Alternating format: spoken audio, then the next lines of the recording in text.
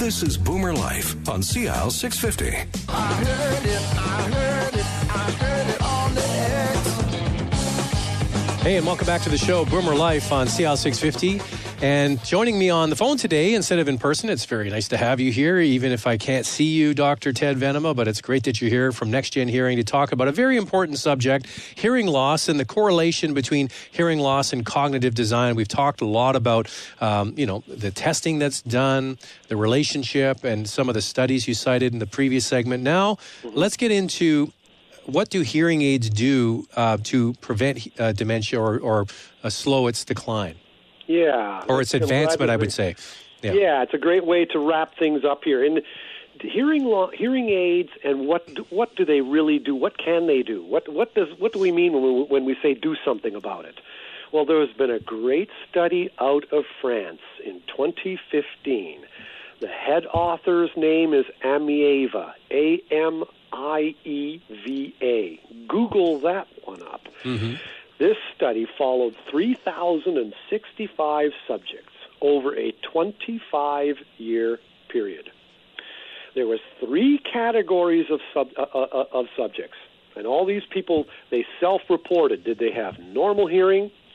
Did they have hearing loss and wear hearing aids? Or did they have hearing loss and did not wear hearing aids? So here's the 3 groups: normal hearing, hearing loss with no hearing aids, hearing loss wearing hearing aids. These 3 groups of people followed over a 25-year time span. That's a long time. It's a long, that's what they call a longitudinal study. So these studies are done quite carefully. It's really unique.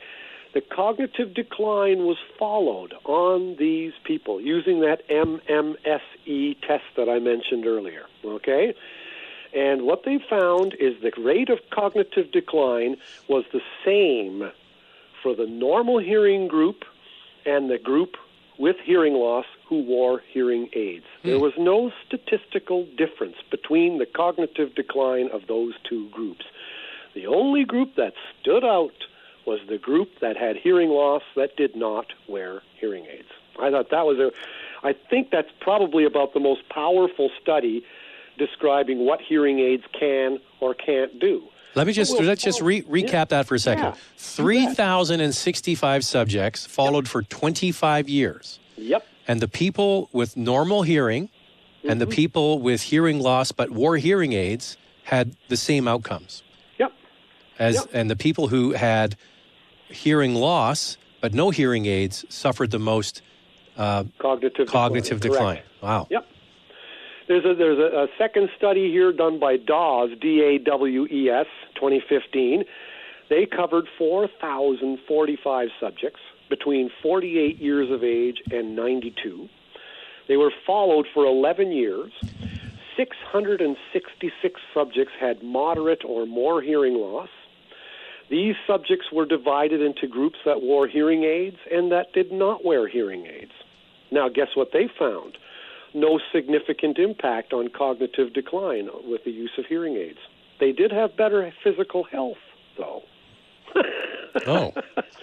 So you've got the studies are all just sort of showing relationships, and then it's really interesting. They didn't find the same findings that Amieva did, but the group that wore hearing aids were definitely more physically healthy.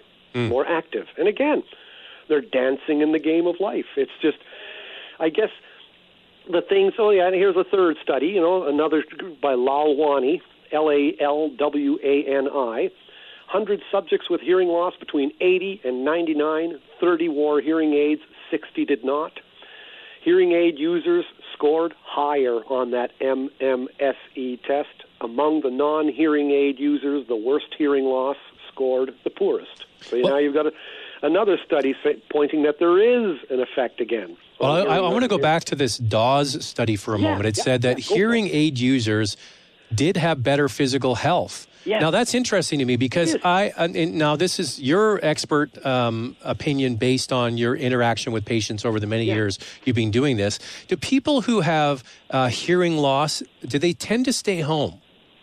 Like what I'm wondering is, if you are able to hear, are you more confident to go out into and to walk in traffic and to all those sorts of things that you would need that would get you in better physical health? Just think about it. What we stated at the outset of this show today, that you yourself had mentioned. When you've got hearing loss, you're going to answer the wrong punchline to a joke. I do that, and I have no hearing loss, Dr. There Ted. you go. And you're going to be pulling back. Me too. And you're going to be pulling back from social interaction because you don't want to be embarrassed. Mm-hmm. And you know you've got a problem following along, so you say, you guys go out and have a good time. I'll stay back home and read a book. Mm-hmm. And that's that isolation. So, I'll bet you dollars to donuts, Zach, that the people who had hearing aids are more actively engaged in life. And so, I'll bet you they are going out more. What's interesting? I saw a group of seniors, and they looked to me like they were in their 70s.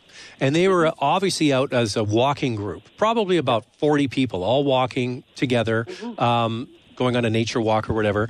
Yep. And I saw them all there, and they were all kind of clumped into groups of 3 and 4 people talking as they're walking along.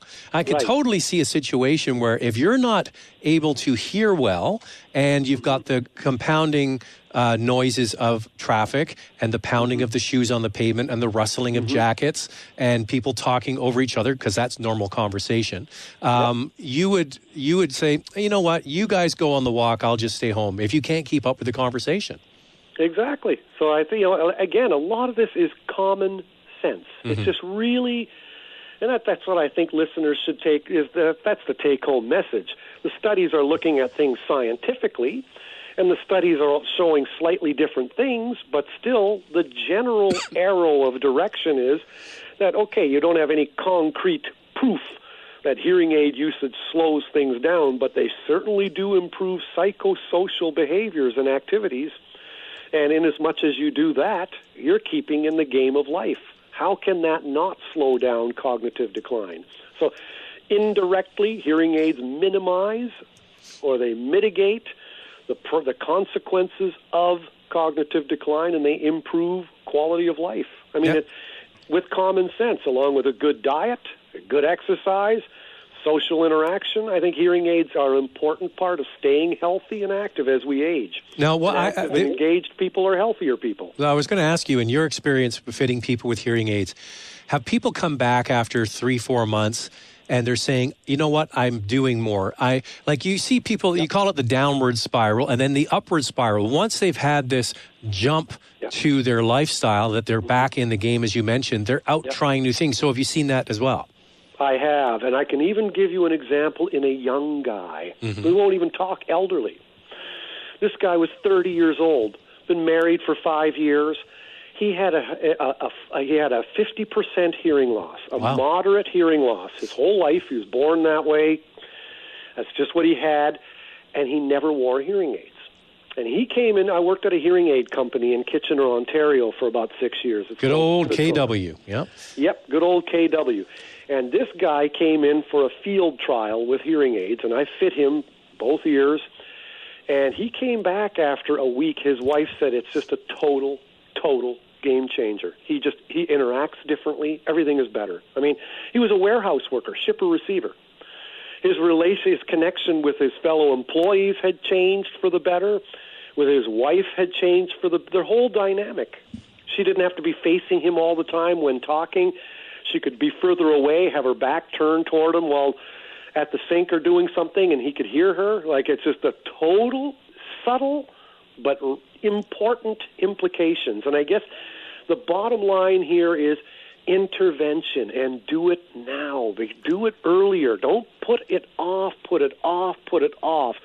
Early intervention is the way to go here. Now, you have the spouse often, or the children saying to the parent, oh, listen, we've had enough repeating everything 4 and 5 times. We've got to get you for hearing. So how do you get that person in to get the hearing test and to get fitted for hearing aids? What's your advice? It ain't easy. And it takes, for the person who's got the hearing loss, it takes a real step. It's a hurdle to overcome because it's a hurdle of admission. And it's like, And it doesn't mean you're not a nice person, but there's often a lot of pride that goes in it. I mean, look at optometry with glasses. People get vision loss at any decade of life. So it's fashionable to wear glasses. I mean, when you walk in an optical shop, there's a little mini waterfalls and there's plants hanging there and people are talking about fashion and the banter of laughter is all around to be heard. Hearing loss usually hits you when you're older, so you suffer the stigma. Mm-hmm. So there's an admission of weakness, or I have a problem, or I'm getting old. And I applaud the person who can, admit and come into an office and say, yeah, I think I've got a problem, or can you check me out? And that's what they do at NexGen. The test is free, and you walk out with information. And they're not trying to sell or plow you with hearing aids. And they're not hearing aid dealers. They're hearing healthcare professionals who are going to give you an explanation of your hearing test. Maybe you don't have a hearing loss.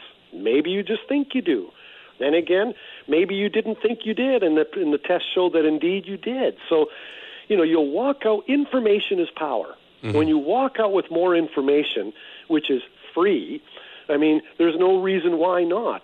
I think that, I really also want to say to physicians and doctors and nurses out there, the importance of the medical health community to address the importance of not underdiagnosing. Don't underdiagnose and untreat hearing loss. Intervention is something that's so straightforward to do, and the perils of not doing so far outweigh, the advantages. I mean, the advantages, just do it. Well, I just wanted to wrap it up because we're up against the clock here, Dr. Ted, is that, I think after this conversation we've had today about how dramatic hearing loss can affect the advancement of cognitive decline, you would be wise to have that intervention with somebody in your life because they might be accelerating an issue that they could easily look after by getting fitted with hearing aids. Yeah. So, just love yourself and do something about it. You must be an old hippie or something, Dr. Ted. Hey. Yeah, I was born in 1955. There you go. You sound like group. Good for you. I tease. Dr. Ted Venema is our guest. He's so great at explaining all of these things, and it's always great talking with you, even if it's by the phone this time around. That's Dr. Ted Venema from NexGen Hearing. Thanks for being on the show, Ted. You bet, Zach. Thanks for having me. Have a good one. And that's all the time we have for Boomer Life. I'm Zach Spencer. We'll speak to you next time on CL 650.